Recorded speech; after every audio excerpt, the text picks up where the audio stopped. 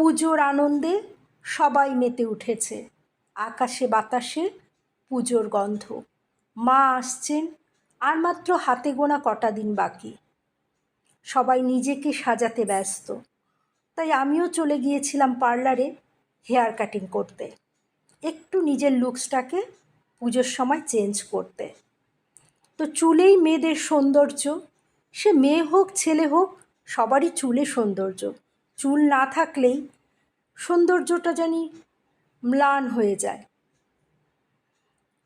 তাই একটা আমি ভিডিও করে নিয়েছি আমার বন্ধুদের সাথে শেয়ার করব বলে। তোমরাও বলো এই নিউ হেয়ার স্টাইলে আমাকে কেমন লাগছে।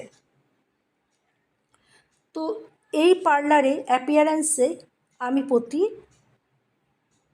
বছর যাই। প্রতি বছর বলতে আমি বছরে দুবার হেয়ার কাটিং করি, আমি এখানেই করি। এখানে খুব যত্ন সহকারে খুব ভালোভাবে করে।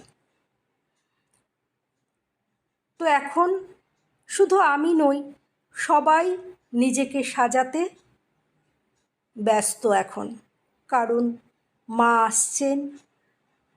এটা আমাদের বাঙালিদের কাছে একটা অনেক বড় আনন্দের, আমাদের বাঙালিদের শ্রেষ্ঠ উৎসব দুর্গাপুজো।